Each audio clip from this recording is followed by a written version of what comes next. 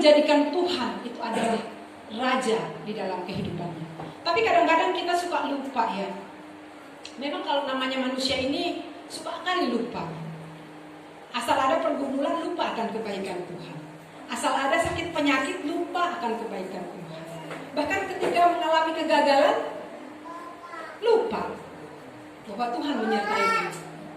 Jadi artinya kalau kita bersyukur hanya ketika kita misalnya mendapatkan kebahagiaan, misalnya yang tadinya mencari pekerjaan tiba-tiba diterima kerja lalu kita bersyukur.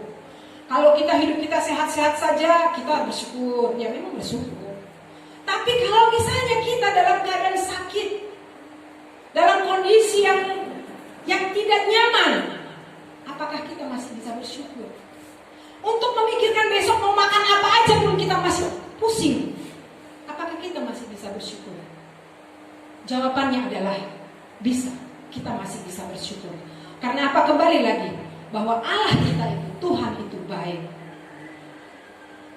Lalu dikatakan di dalam pasalnya yang kedua, siapakah yang dapat memberitakan keperkasaan Tuhan, memperdengarkan segala pujian kepadanya.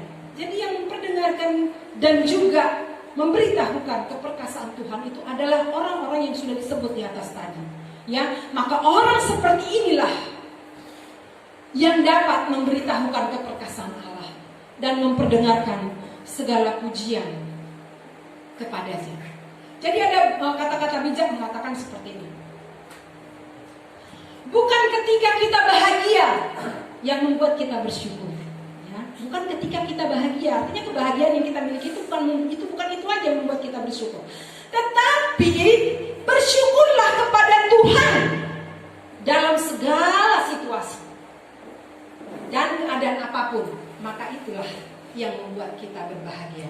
Artinya bersyukur itulah yang membuat kita berbahagia. Sehingga kita melihat dalam kondisi apapun. Ya, dalam kondisi apapun kita orang percaya akan tetap bisa mengucapkan haleluya.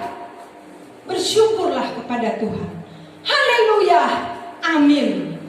Dalam keadaan apapun. Jadi saya sangat salut sekali ketika saya berkunjung kepada rumah orang kepada orang yang sakit.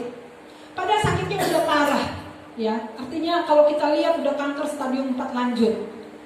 Tetapi yang membuat saya sangat kagum dengan imannya adalah ketika dia jadi menghibur orang-orang yang berkunjung kepada dia, yang menjenguk dia, itu kan luar biasa kan?